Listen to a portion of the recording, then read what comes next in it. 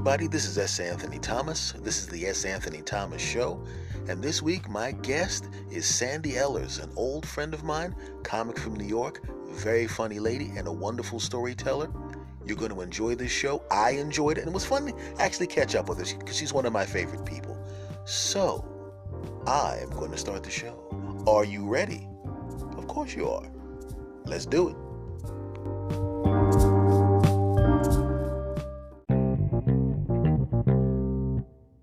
Well, there you go. Hi, how are you?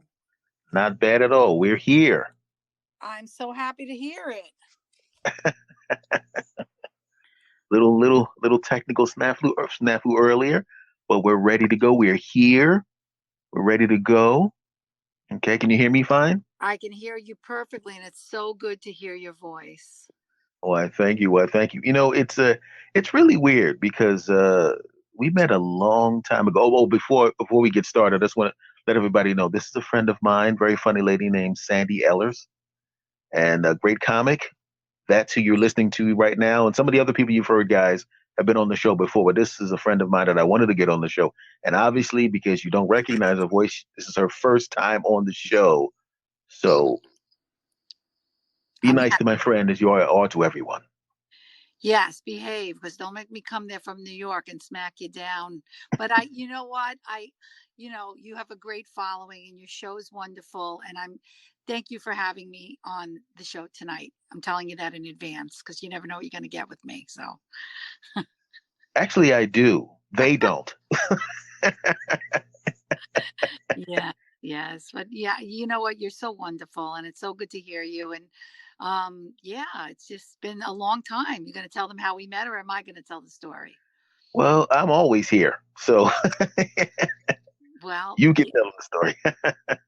so I met S. Anthony Thomas at Spaghetti Warehouse in the Philly area, right? Mm-hmm. And it was Stephen Dolly Garber that, oh, you were a regular there at the show, and you were one of their favorites. But of course, I was a new kid on the block, and of course, I think I started out as a host, and you were the headlining comic, and I was in awe of you and the wonderful stories, and you became like a mentor and a friend to me. And I would drive there, right? Because I was living Yes. in New Jersey, right? I'm from Hoboken, New Jersey, so I would live in the area of Hoboken, and I would drive to Philly and park my car. I'd get that free spaghetti dinner. That was my pay.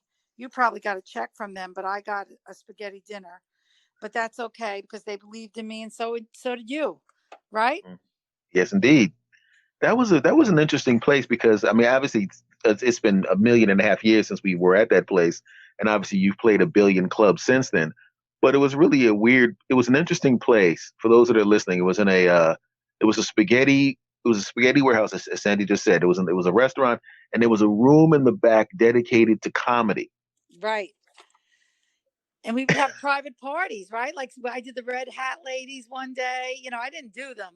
Let's clarify that for your audience. But Mhm. I had a show for the Red Hat Ladies one time, and we there was a Wounded Warrior show there, and Mhm. it was pretty interesting because again, Stephen Dolly Garber was so supportive, and the room venue, the audiences were so great, and that's why I have like an affinity. I love Philly. I feel like I started in Philly now, and I've done so many shows and met so many friends from that venue, with working Mhm. with you. And I met Jim Daly, and he introduced me to Grover Silcox and Jeff the Fat Rat Bastard Parami, and it just kept going and going. And all my gigs for like, I'm going to say my first 10 years doing comedy, like I'm in year 18. So my Mhm. first 10 years in comedy were all Philly gigs. Yeah, So, it's an interesting audience down there because it's very similar to the way they treat the football teams. If they love you, they love you. If they don't like you, it's it's pretty clear. I'm You so know. I'm so proud to say, like when people ask me, in New York, like I work in New York, I work on McDougal Street, and I took a job, here as a CFO of a small club so I could join all the venues on the city and stuff, and I could just go in and out of a club and go home. But that's not the case. I'm not really that kind of club comic. I'm older. I'm 60, if you must know. So I but when people ask me where I started, I really started in Philly. I really love the audiences, and the comics like yourself and so many others was so kind to me. I don't know. I love the New York comics, but I don't recall receiving that kind of love like I got from you guys. So thank you. Oh well, it was pleasure meeting you, and obviously you know how I feel about you. But the thing about it is just that it's a big city that has a small town feel to it. So when you come there enough, you go there enough, no matter what you do afterwards, you belong to them. You're one of the family, no matter Well, what you do. that's awesome. That's awesome because I just remember hearing the stories, like and you guys are storytellers to me. And you even in your act, you had so many wonderful stories that you just you mixed in with the comedy that made it so interesting. And it was kind of like a Pryor-esque, like a Richard Pryor-esque almost, at the time Bill Cosby, he had a bad run. I know he's not in good graces, but the Mhm. material, when you go back to the material, the stories, that kind of stuff, they really people, uh, wow, absolutely wow. And you're one of them to me. So Well, well, thank you, and more importantly, I want everybody to listen. If anybody just heard her compare me to those guys, I want you to edit that part out and send that to me. No, I'm just kidding. not it just I just really I remember seeing you. Remember after you were performed, I'm like, wow, you got so many stories and so many, I'm getting more into storytelling now because I'm in year 18 and I'm trying to get that brassy, sassy, gassy show off the ground. And I never really got to putting it in, on tape, which is what I wanted to do. But now that everything is virtual, I could probably do the show and just do it as a Zoom at this point. Yeah, are you doing a lot of? Are you doing a lot of Zoom shows? A lot of Zoom shows? I did a handful. I did about, I'm going to say six, and it felt funny the first time. And then the last few, maybe it was the lineup or the way the show ran, it almost felt normal, except I was by myself and I didn't have Hmm. to start the car. You know what I mean? But it was interesting, and it's not the same to me. Hmm. Uh, I miss, a lot of my comedy friends they're doing outdoor stuff. What about you? What have you been hearing on your side?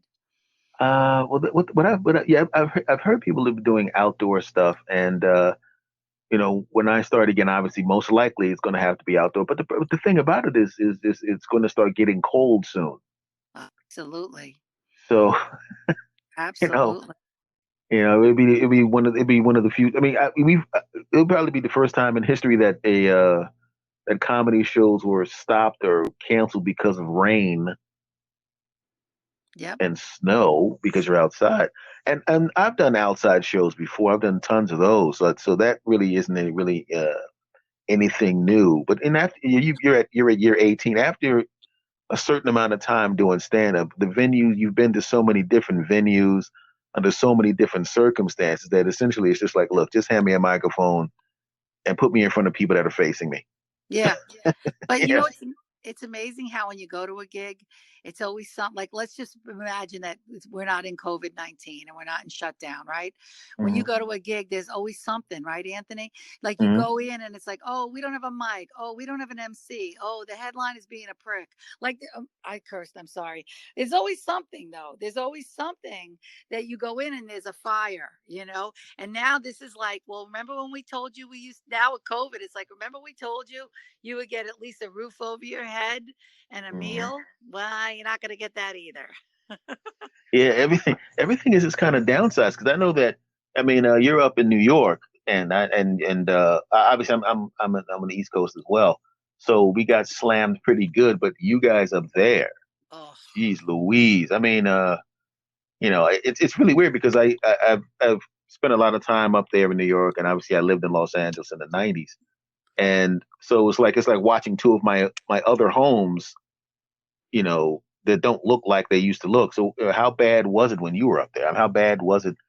Because everything's kind of coming back, kind of inching back to normal now. I'm assuming, right? Well, first place, remember how many times you and I bantered on Facebook Messenger, and you're like, "I'm Mm-hmm. gonna come up," and I said, "Anthony, you have to come. You can, you'll eat at my club, and then we can walk up the street because McDougal Street. I work at 77, right? The Mm-hmm. Comedy Cellar is 117. Now, at the time when I took my job here, I thought to myself that I would perform at the Comedy Cellar, but of course, I'm not in the Comedy Cellar. I've never performed at the Comedy Cellar. Although when I first started, there were open mics there at 6 o'clock. So, but when I walk down the street here on McDougal Street, we have Greenwich Village Comedy Club. There's the Grizzly Pear. There is the Comedy Cellar.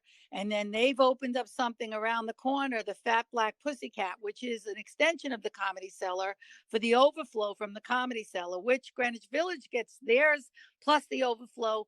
And then there were just other little venues in between. So that street, when I would leave work, would be packed. It would be packed. I would walk down that street. I'd see all my friends who was, new comics barking, other comics selling tickets. I'd see Al Martin. I'd see his daughter, Buddy Flip, before he moved to Pennsylvania. Buddy Flip was outside of Greenwich.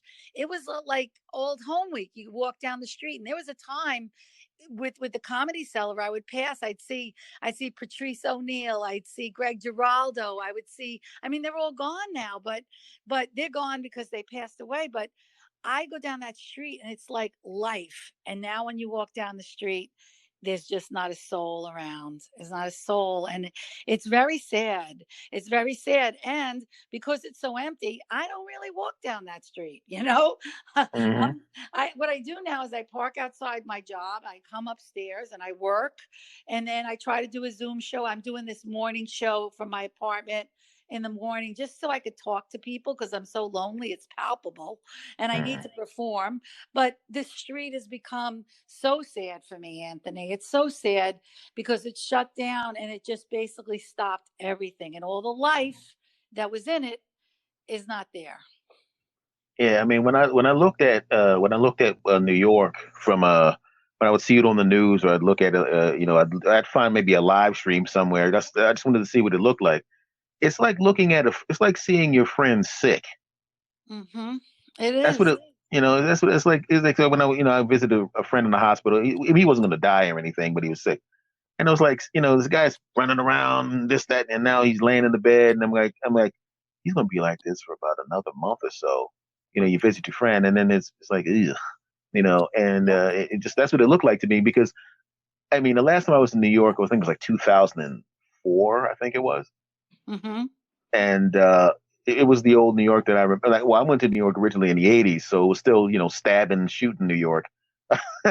When I went there, and uh, and then when I go there, and then when I went in 2004, it was very family friendly, Disneyland type of Yep. Times Square.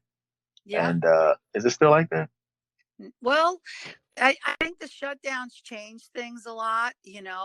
Um, I guess without a lot of people around, things can be dangerous, because there's always going to be people that take advantage. And Hmm. and for me, COVID just really removed everybody. And what was left was, so many homeless people, Anthony, that without everybody, the mask of everybody else, just to see it, it was sad. It's sad.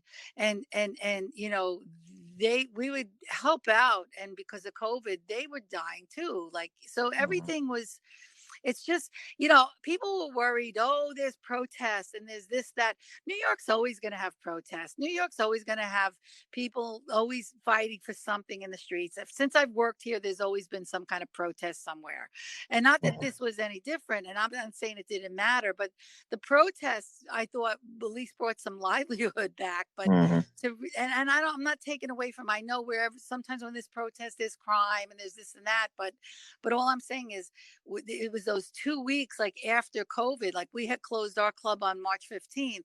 So I had to return back in a few weeks. And it was just like I was the only person, the only car I felt like on the street. And it was just so scary and eerie to me. what's heartbreaking is the two things that are heartbreaking is, why we're protesting. That whole incident is heartbreaking to begin with. Hmm. And then of course COVID's heartbreaking.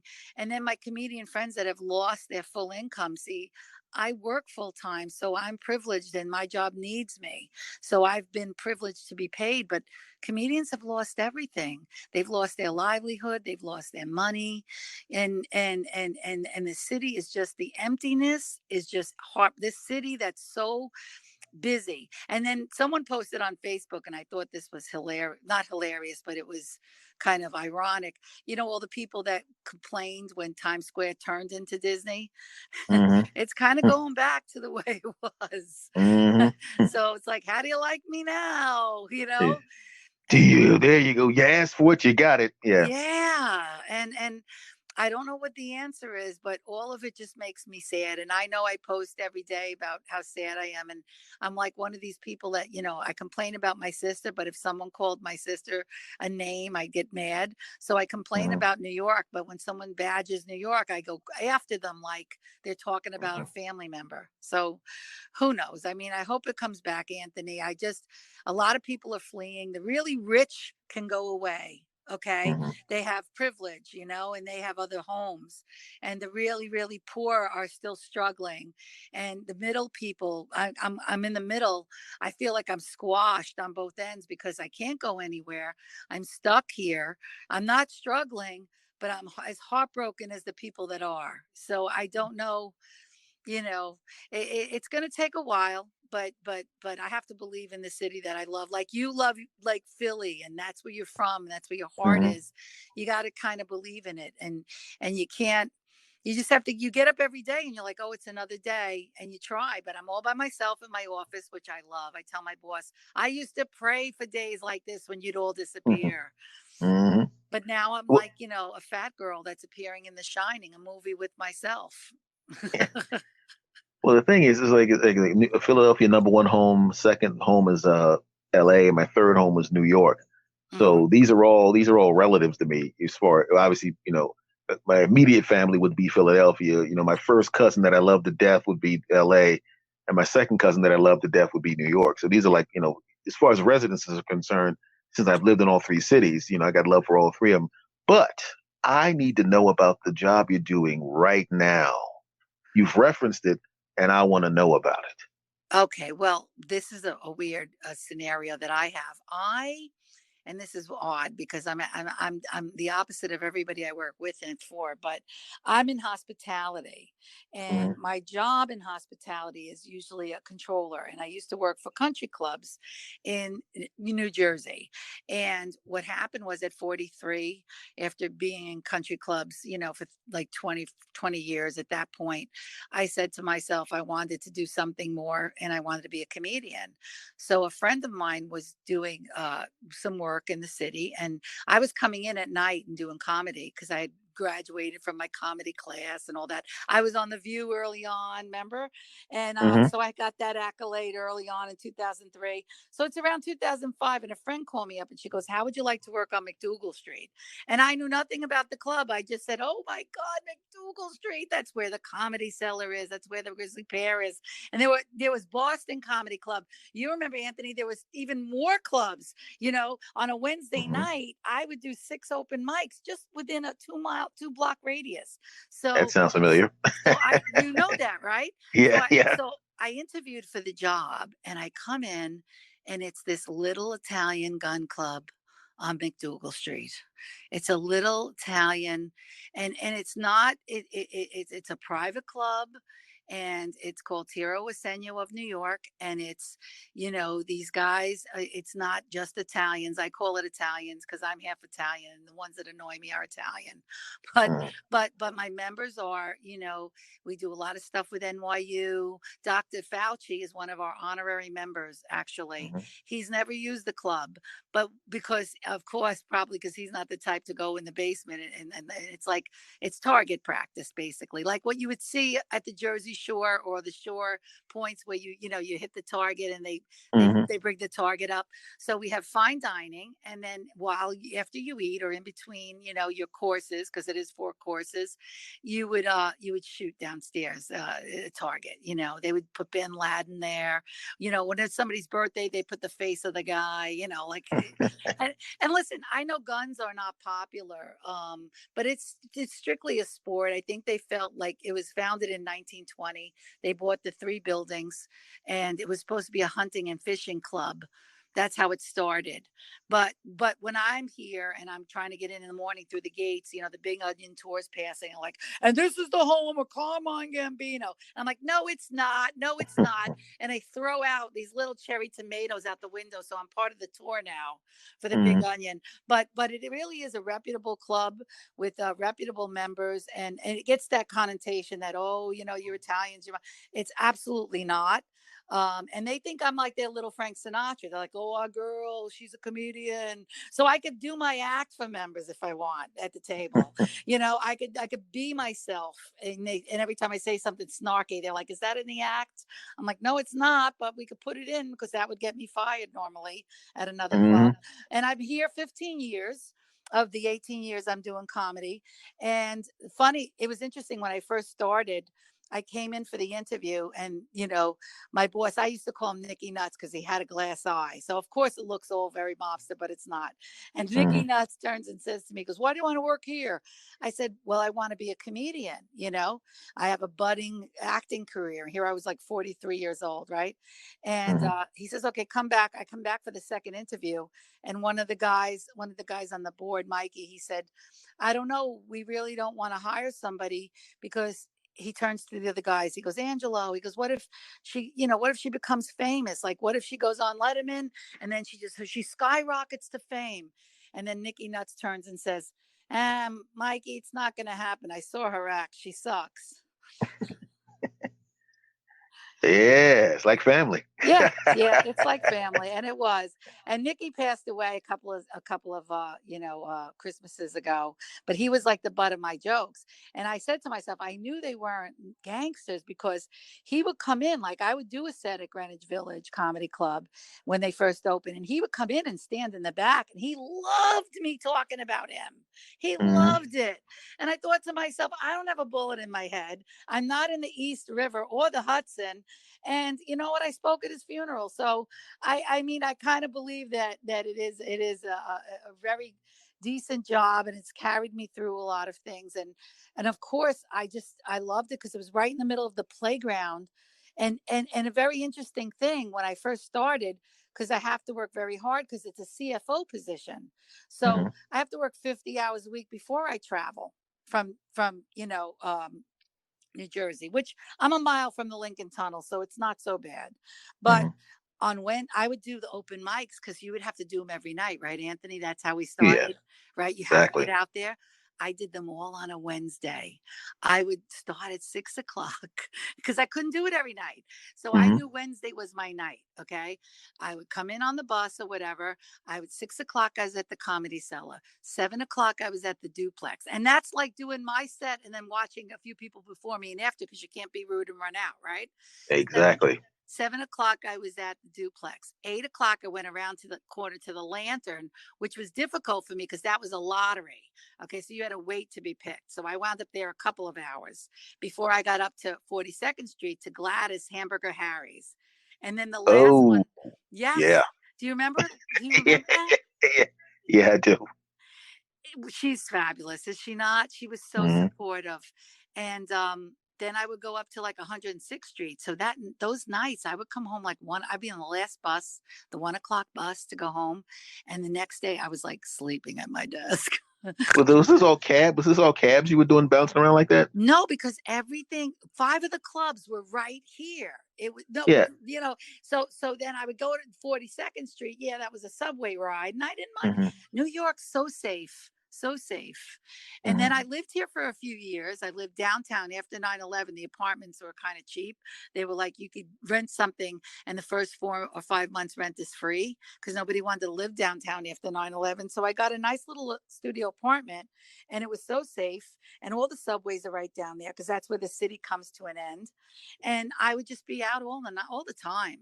It was, and in fact, now I know that's why we're going. The city's dying because all of these apartment buildings now, Anthony, the ones Mhm. that are on in Hell's Kitchen that were 4,500 for a 1 bedroom. Now they're doing the same thing. They're like, "Well, give us 3,000, and then your first 5 months rent is free." So people must be fleeing from Hell's Kitchen and Yeah. from that Upper West Side because they're renting these apartments. You can get a really great apartment pretty cheap right now if you want to live there.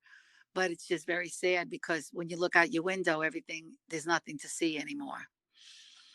Yeah. Well, the thing is I know and you know, eventually everything will. It's like anything else. Something horrible happens, Yep.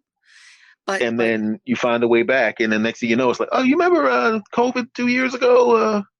Stop bumping into me. oh, Just. and I used to pray. I used to hate the tourists. You're Mm, running down the subway steps to go somewhere, and here's six people from Australia with the map all open. Like, where are we going today? And yeah. I have a joke about falling down, a flight of stairs and actually taking out a whole Chinese family. Like I was like Chinese bowl. I went down like a bowling ball because it was snowing, and I was like a luge and I went down and the family went up in the air. They landed on me. Okay. They were safe because they landed on me, 3 people. And the two Yeah. crackheads picked me up. And I kept thinking it was 3 crackheads. And if I had lost a little weight, maybe it would have been two. They tend to stand at the bottom of the steps Always, always, with the map always. on. You could probably take. You don't need the map to find the chair that's 6 feet in front of you. How about walk to that? They used to I, drive me nuts, you know. And I miss some of those things because I remember '80s New York and early '90s New York before I moved to California. And I got a kick out of the people singing downtown. I got a kick out of seeing, because you go to some other cities, you see one group. Some places you'll see all white people. Some places you'll see all black people. Some places you'll see a mixture of both. Like Philadelphia is like half and half almost. uh But huh. then you go to New York and it's like, hey, everybody's there. Same thing in Los Angeles. Everybody's there. It's You can drive. true. It's amazing. How did you find Los Angeles? I've gone out a couple of times, but I didn't not enough to really get in, to warm up or for them to warm up to me. I would get on stage. They go, "What kind of accent is that?" I'm like, "It's Frank Sinatra and a woman." I Yeah. don't know what to tell them. But how did you like it? I got a kick out of it because I got a kick out of it because when I went there originally, when I didn't plan on moving. I just went out there to hang out for a few weeks, and then I was like, you know what, I'm staying.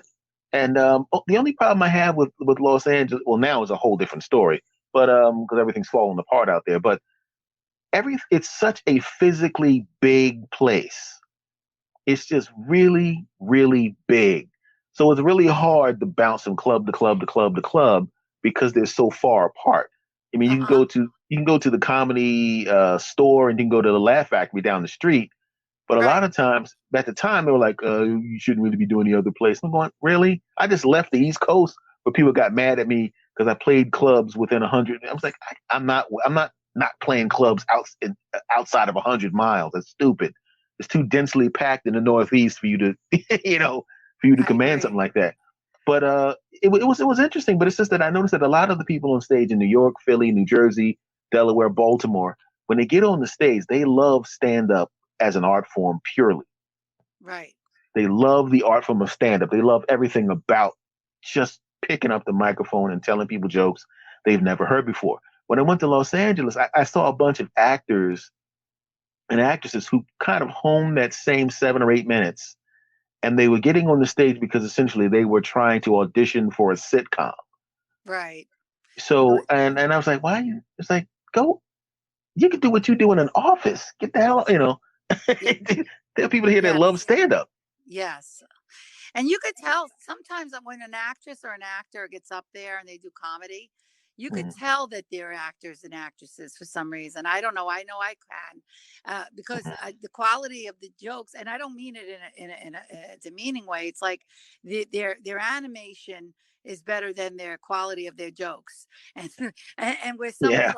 with somebody like myself, my joke is good, but like my facial, I have to work on how because I can't control an eye roll or something, Mhm, and I don't have, if you look at Chris Rock, he says the same joke the same way, but mhm, I feel like every time I go up, I say it different, so I don't have control. Where an actress and an actor, they're trained.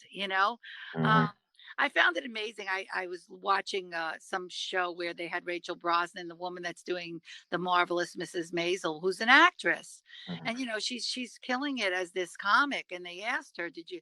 She had to go up on stage and she had to do all that stuff, and it's hard because I always say, "Couldn't you have give that to a comedian? Couldn't you have given that role to a comic?" Because I always feel comics should get that gig. When I hear a voiceover, by somebody like an actress that has a lot of money, I'm like, couldn't you give that voiceover to somebody that needs it? Yes. Yeah. It's really weird because it's like have you've taken acting classes, correct? I did. I And did.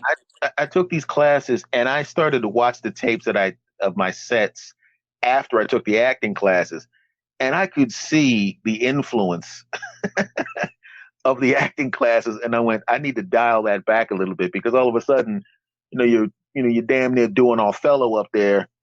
You're supposed to be doing your act, and I was like, no, you take the tools from acting that apply to stand up and you Yep. use them. You don't go on stage and turn into an actor trying to do stand up.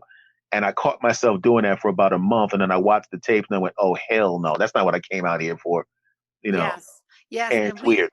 And we had, like, in my class, Coleman Green was in my class, Joe Hmm. Pontillo was in my class, um, Joe Starr was in my well, Joe Starr wasn't in my class. He just visited our class. He was like one of the acting greats that visited our class because he had already done movies with Oliver Stone. So, but there were people in my class, and I found out with acting and with improv, I was always trying to be funny, and nothing pisses them off more than when you try to do that shit.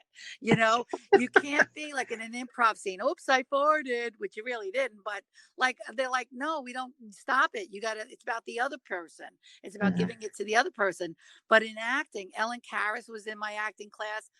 Franca Vercelloni, who's the pretty much the piano player from Marie's Crisis, she was in my acting class. I had a great acting class, and we had this scene where we had to. They gave us the sides from. Remember that sitcom Wings? Yes. Okay. So it was about a Stradivarius, and it was supposed to be like a sexy scene where you put this huge, cello Stradivarius type thing between your legs, and you're saying, "Oh, I could play this and this and that." So of course Ellen Karas goes up, she's very sexy. The other girls, these young 23-year-olds, very sexy. So I get up there and I'm like, and everybody's laughing. And basically I was pegged and I found my character because the teacher, and she's wonderful, Joanna Bexon, she's one of the best in the city. She was Ray Romano's acting coach and a lot of other people. She helped out Tony Rock, and she did the Sex and the City chicks, and she knew Darren Star. So here I am. I get off and I'm almost crying because the guys are laughing. And she turns around and she goes, "You're James Gandolfini in a dress." But that's my character then. Guess what? That's my character. It's okay. But didn't you find your character when you did when you did acting? Did you find yourself? Yeah, once I figured out how to incorporate the tools that they gave me into the act and use them, I Mhm. realized, dude, you're a storyteller. Yep. That's and that was before I met you. So it's like I told short. They were like they were jokes, but they were half jokes, half one liners. And it worked. But then after I took those classes, I went, nah, dude, you tell stories and you tell long stories with jokes in them. But that's And a beautiful yeah. thing to be a storyteller, man. It's a really beautiful gift to have, because the world is about stories. It really is. It's just about everybody's life is filled with so many stories. And it's how you tell them. Like people have stories inside them, but if you don't have the gift of how to get that out, you have that gift. And God bless you, baby, because I caught that in you right away. your stories, and Well, you might thank have, you. I might have to come over there to where you are and start typing, and you might have a book that you should be putting out, buddy, because the stories are just beautiful.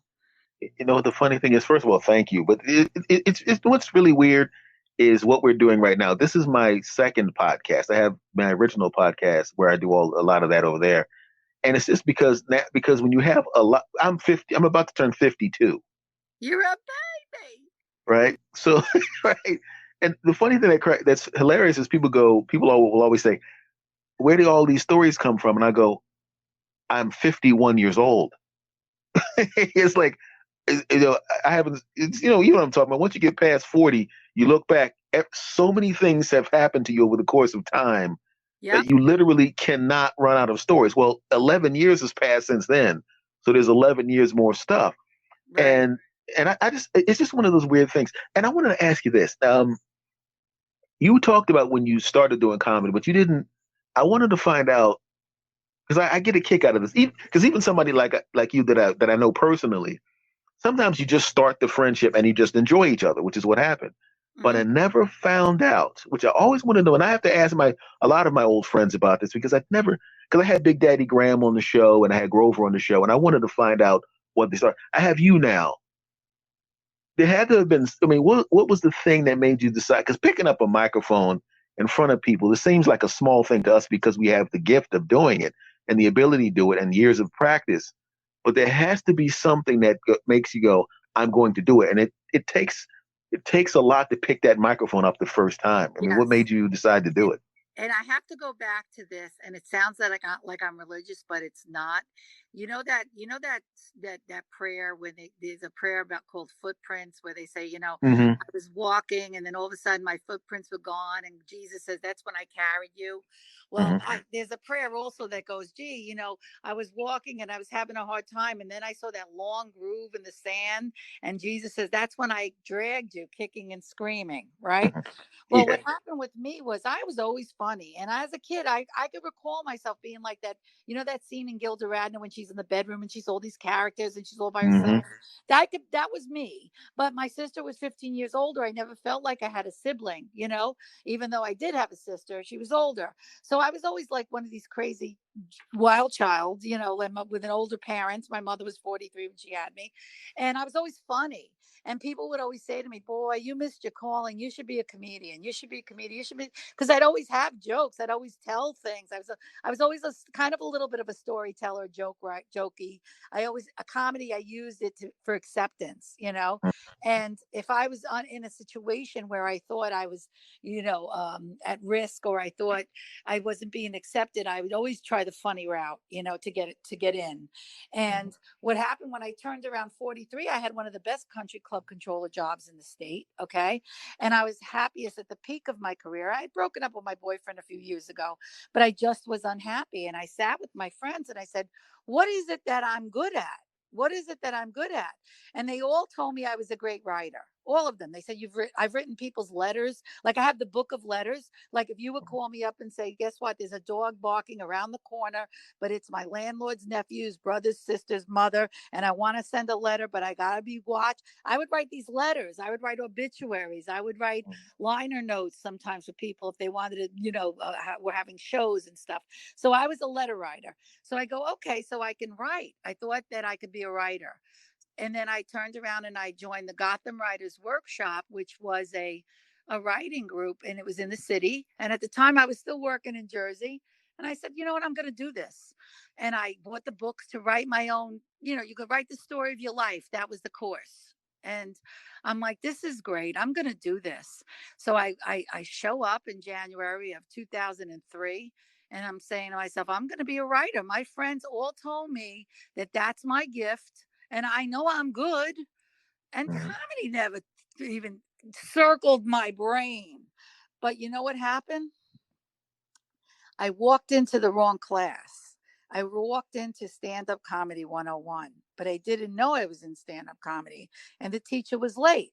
So I'm sitting there with my books, and I realized, why are all these guys want to write? Like it was like 10 guys Me. And I'm sitting there and I'm talking to these guys. And of course, I feel intimidated. So I'm telling them jokes. And then when I get in, like get involved, I swear nobody said anything to me. And then the teacher comes in, and it was Dave LaBarca, who's still a really good friend of mine. And he writes on the board, Stand Up 101, Dave LaBarca. And I have all my books. I'm like, I got to get up. And he goes, No, you need to sit down because you're a comedian. And Mm-hmm. I stayed. And 6 months later, I was on The View. And by the time I did The View, I did 100 open mics, Anthony. By the Mm-hmm. time I got on there in October, 6 months later, I had 100 open mics under my belt. I was still really green. But I walked in and then I was afraid. I was afraid. And then after the class and we graduated and I started doing open mics, I went down to New York Comedy Club. I went home crying.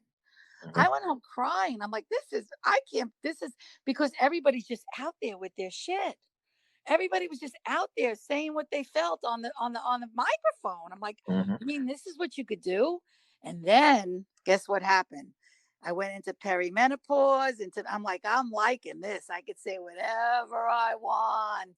Mm-hmm. And it was a good feeling. It was a good feeling. So the View might have really kept me there because getting that stage time on the View was wonderful. Of course, now when you use it as a credit, people get upset because they call it a political thing, but it's not really. It was the only time I was on television.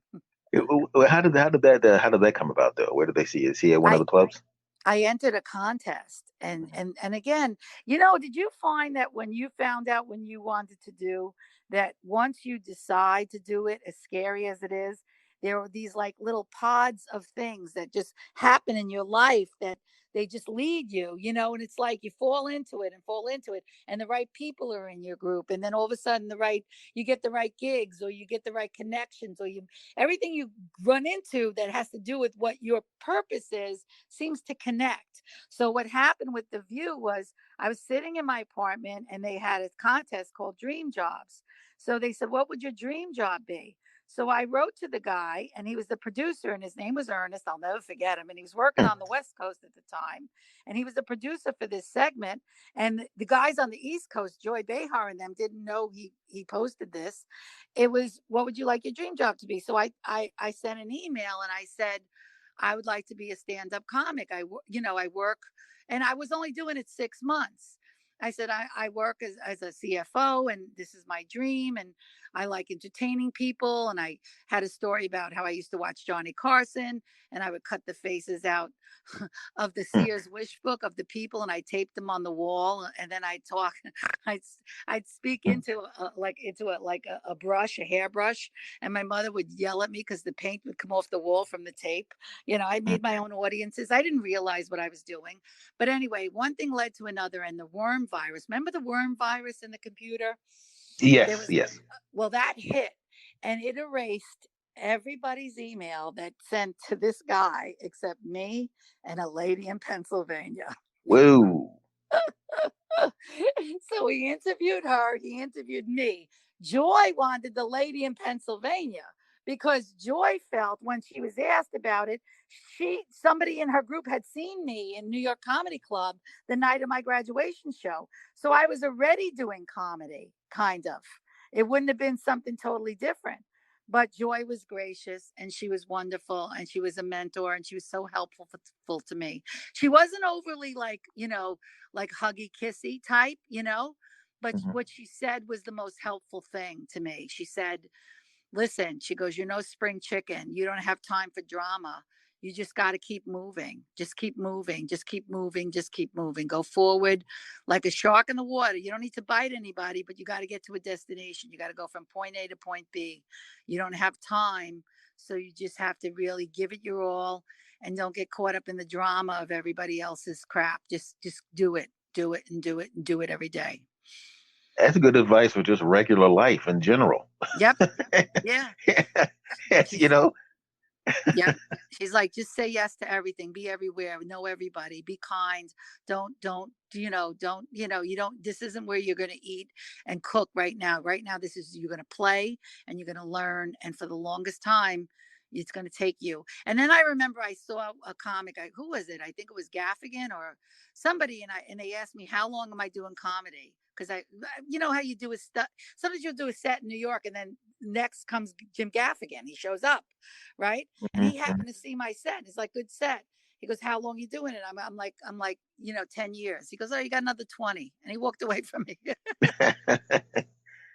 It's really weird. And for the people listening, when she said she did 100 open mic nights, that number sounds like it's a lot, but it really isn't. It's 100 times 5 minutes. Yeah, it's like it's not a lot, you know. And What is that one? That's a one woman show right there. yeah, it's just because because the thing, especially if you're in New York, because you can eat up 6 or 7 in like a day, you Yeah. know. So it's like it's not as lot. And it must have been kind of weird because I know when you walk out on the View, it's you people in the microphone, but you also know there's probably like 3 million people watching it. Well, you know what's so weird? Like when you're watching it on TV, it seems like there's so many more people in the audience. So I Hmm. had like my 3 or 4 best friends. We went in the limo, and it's amazing. The people that were on after me, they got all these gifts and prizes. I got a banana and a ride to the studio. but but my friends were in the audience and I could visibly see them. But I think for me, I only was on stage for like 2 hours, 2 minutes. And Hmm. I got and you're looking out and I'm seeing Joy. I'm seeing Barbara Walters at the time. I'm watching Star Jones and also Meredith. And out of all of them, like the people in the audience, my friends were in the audience and they said Star was just wonderful to them. But Star didn't even look at me because she had other things that she was doing. Barbara Hmm. didn't even look at me. Joy worked with me and she was so gracious. But at the end of the day, the person that came behind and really hugged me and kissed me and wished me well was Meredith Vieira. Hmm. And and and it's so her personality. But it was overwhelming. But I didn't grasp the 3 million people. You know what I mean? Like I didn't Hmm. grasp really that reality. Like I just thought it was smaller. And it was so weird. The cameraman was a kid, and he wasn't a kid. We get there, and the cameraman George Schlereth at the time was my eighth grade dance person that I knew from Catholic school in Hoboken, and I hadn't seen him since the 8th grade. So as I'm doing this, he's like, Sandy? I'm like, George? And then they're like, Shh, you're not supposed to know each other. People think this was fixed. I'm like, I'm just running into him after how many years? But that's the whole kismet of everything. Everything it was synchronicity, the worm virus and walking into the class and Joy Behar and so many things were just, I feel like because it was so weird. I had to be on the right path because so many things that could have gone one way, just always in my favor, always in my favor, always in my favor. Yeah, you're starting to sound like you're gonna star in the next version of Zelig I don't know, but I will tell you because you this. like because you I, just know everybody. I will tell you this, and then you get into it, right, Anthony? And you look and you see everybody that, got somewhere or they're successful and you're happy for them. But then you're like, how'd Mhm. they get that gig? How come I don't have that gig? How come I don't, you start to, and you could understand when you get into that web, how some comedians have a death wish. You know what I mean?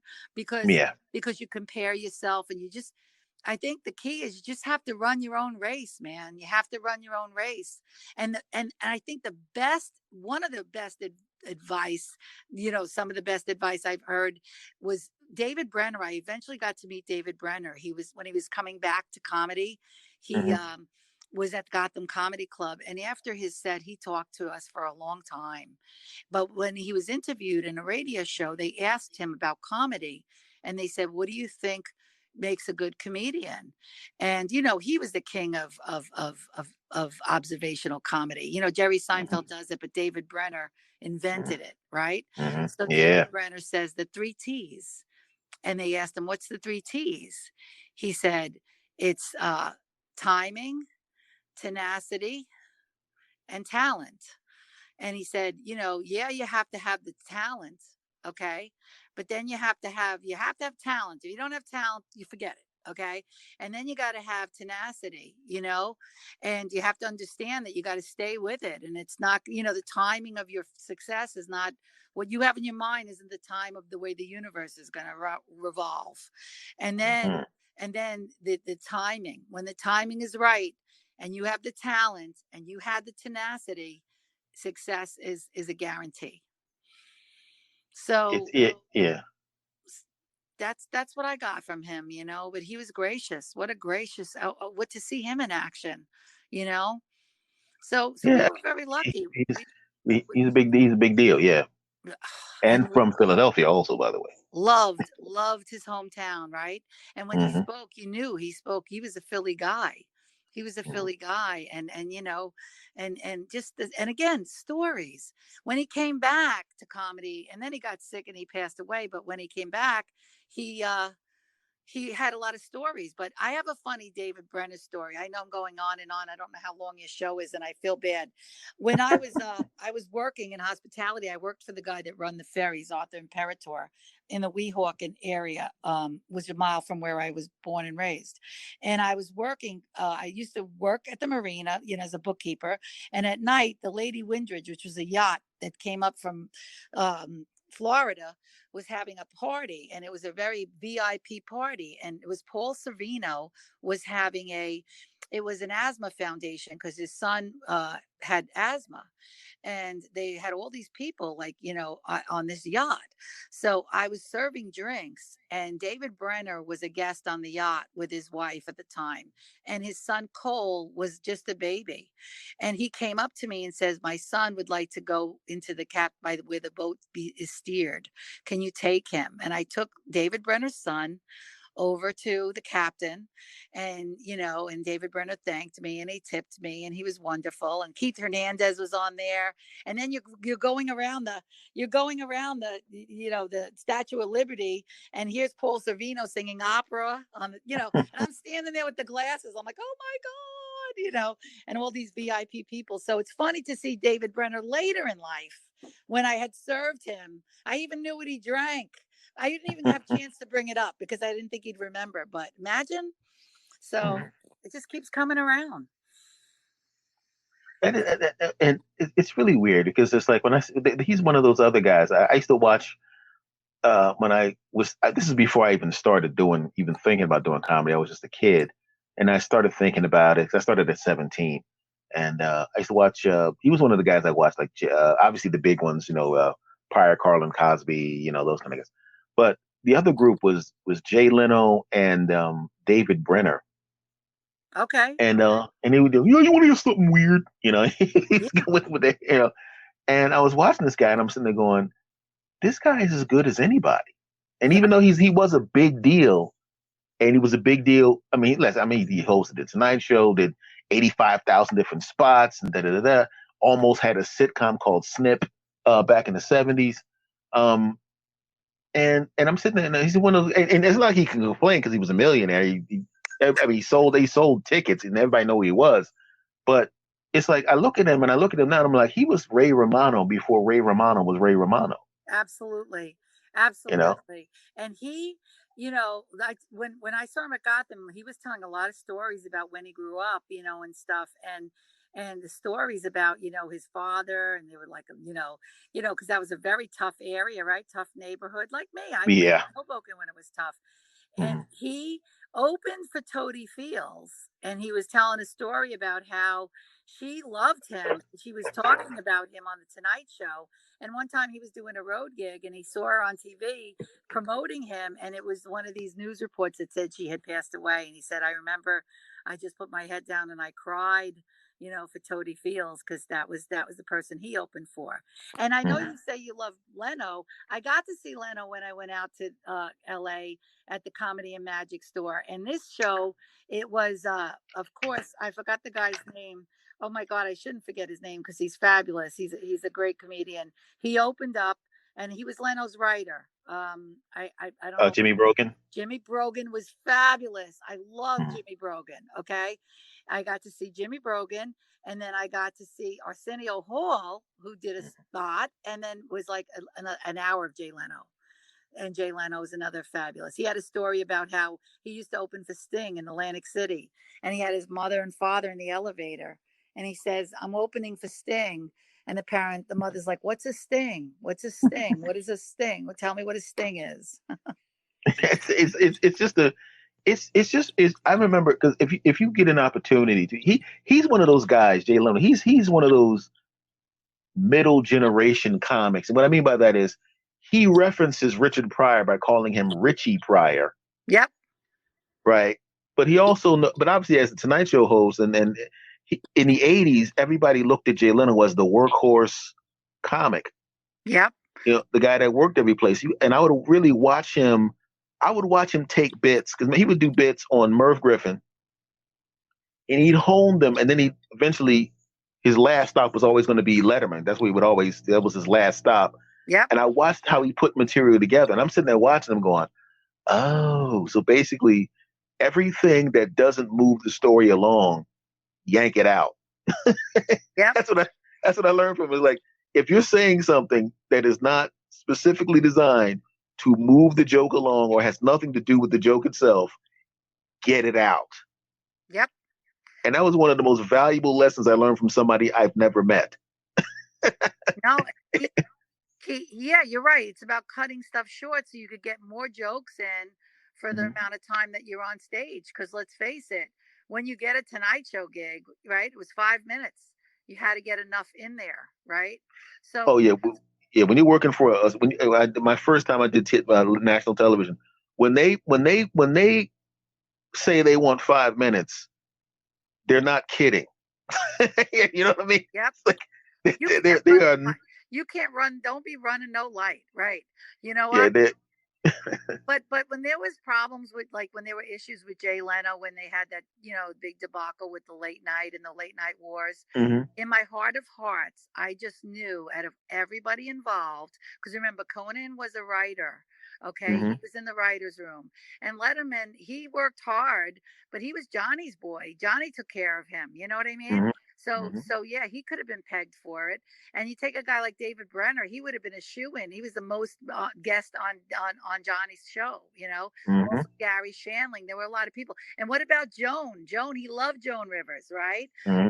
So there were people, but Jay Leno really was, to me, the hardest working comic. It was out there that he worked hard, and believe it or not, even though he's, and to me, in this new generation, not really the new generation, the middle generation, I would say it was Seinfeld, and then and Chris Rock, man. These guys Hmm. worked hard. So when you look at somebody and you hear them talking about how hard they work, they worked hard. And Jay Leno really never, he would tell stories, but he never really bragged about how hard he worked. He worked hard. We saw it. We like as comics, they used to have little magazines like in the mid to late 80s. They'd have in every comedy club had a box of magazines that were just comedy news. That's all it was. It was like articles about comics, interviews. It was fantastic. They stopped doing it after about a year or so, but it was I couldn't wait till they showed up, and it would always be stories about Jay Leno at Charlie Goodnights or at this place or at that place, and it was always these good stories, and he would give this good advice and things of that nature. So I'm watching this guy, and then they would also have they would have comedy clubs around the country, and it would have their lineups, and you would just watch him methodically move across the country, You know what? show after show after show after show. He was nice to other people. He Mm-hmm. wasn't a mean person. He didn't steal anybody's material. He, again, I think the litmus for a comic is talk to other comics about them. Talk to other comics. Like you talk to other comics about a Dave Chappelle. Nobody ever has a bad word to say about Dave Chappelle. Mm-hmm. Dave Chappelle is giving, and he's kind, and he's wonderful. You see, he's doing those outdoor shows. Yeah, I saw that. And again, he reminds me of you in the sense that he was out there when he was like 13. You were out there at 17. That's young. That's young to get out. Scary. I have to ask you, what at that age, what made you do it? It was really weird. When I was a kid, I used to watch the TV programs. This is the weirdest thing. And I would watch like Happy Days or something like that.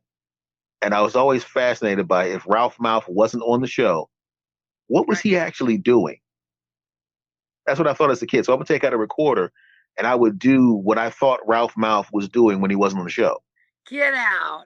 So, so, so I'd write a whole thing about what Ralph Mouth wasn't doing. Like, the Cunningham parents aren't on this episode. I wonder what they're doing while this is happening. If this is supposed to be real, they still exist. That just because you don't see them on the screen doesn't mean they don't exist. So they got to be doing something.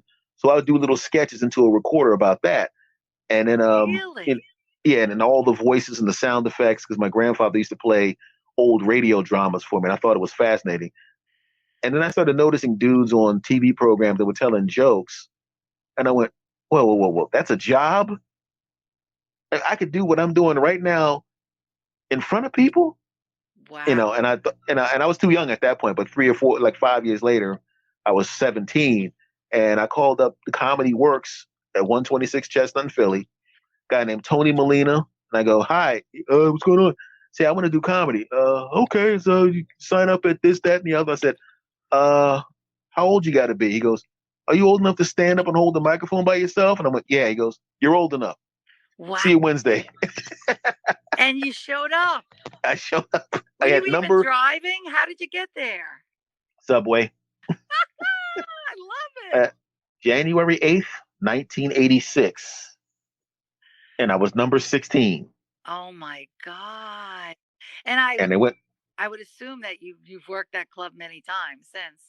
I worked it since, oh, that club closed it's like a condo now. I worked that club from then until, and off and on until it closed. I was on the last show at the Comedy Works, and there was another show down, another club down the street. There was another club that was my home club after a while, and I was on that last show. So I was on the last show of both of the two comedy clubs that I started at. Really? Yeah, I was on the last show for both. Like I full guess circle. yeah, it was just kind of a weird thing.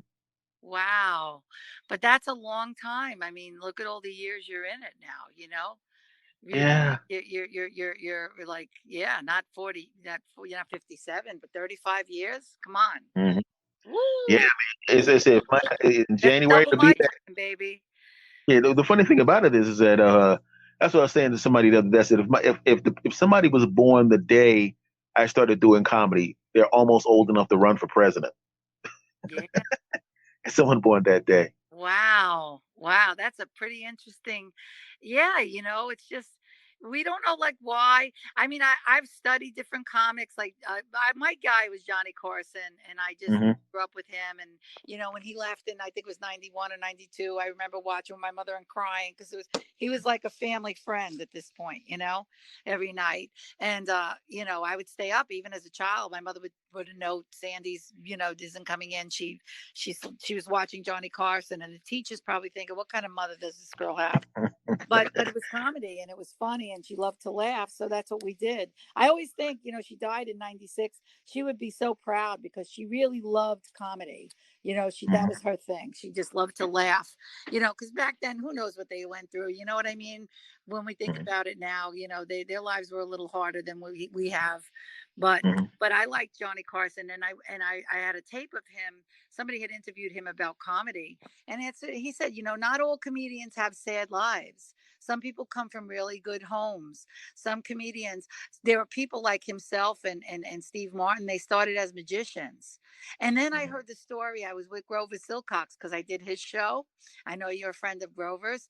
And Hmm. he's friends with Harry Anderson from Night Court. And Harry Anderson was a magician and a comedian. So when you think about this, Marsha Warfield, so many of these people, you go back and they were comics. It's amazing, amazing. Yeah, it's one of those weird things that when I explain to people about comics when we are around each other that it's almost like, especially once we get good, it's almost like meeting, even though even if you've never met this person before, Right. it's a kinship, and all of a sudden it's like seeing a long lost relative because you understand if he or she is still doing it after these years, they took that vicious beating the first year is.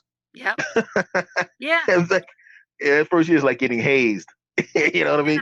I don't know, like not the analogy. I can't. It sounds like I'm being selfish if I say it's like we went through war together. But when you talk to another comic, that's why Jerry Seinfeld says, "I only like talking to comics. Like I don't have fun talking to other people, because comics, we've all been through the same crap. Like we've all gotten Hmm. stuck for money. We've all like beat the light on a stage. We've all had an asshole booker or an asshole gig or an asshole club.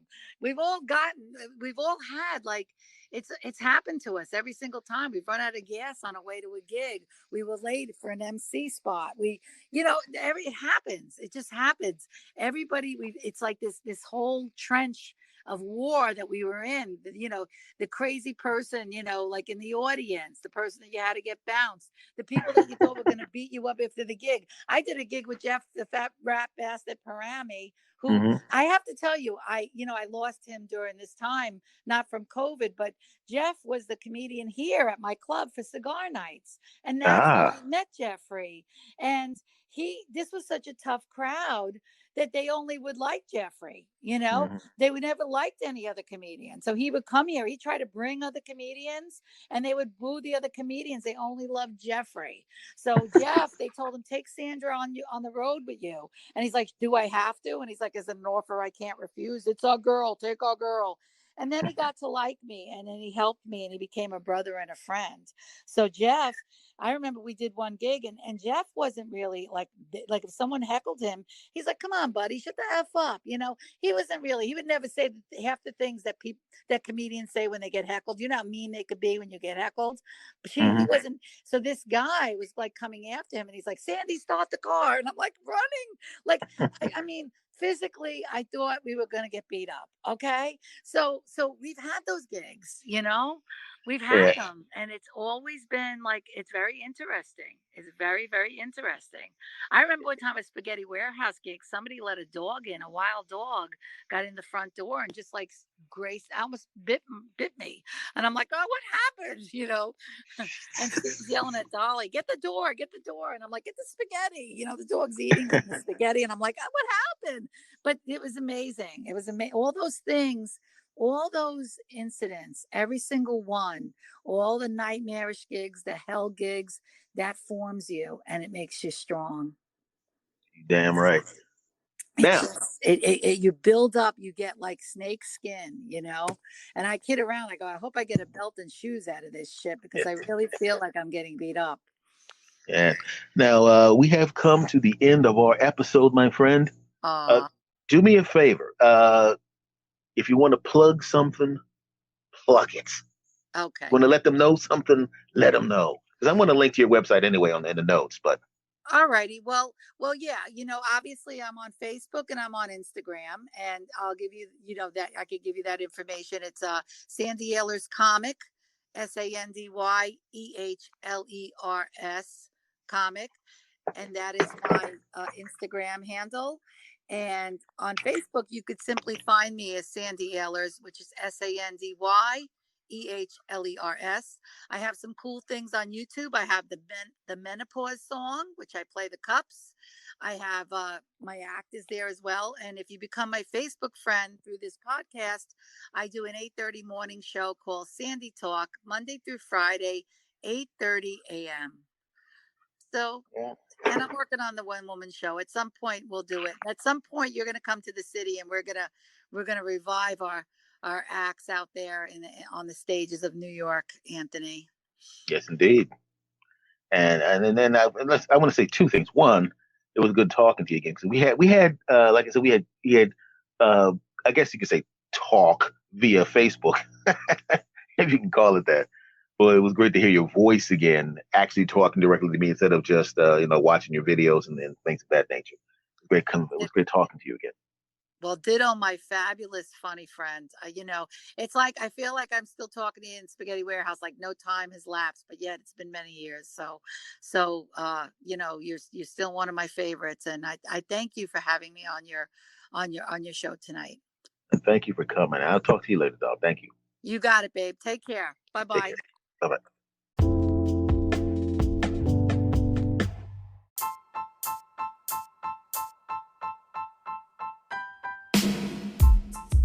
All right, guys and gals that are listening right now. First of all, thank you for listening because my audience has been growing and much love to you. But did you enjoy that? See, Did I not tell you? Did I not tell you? It was fun. You had fun. We had fun. We all had fun. And thank you for everything. Much love to everybody who's listening. Thank you for bringing your friends. Thank you for spreading the word. And I'll talk to you next time. Much love to you. Bye.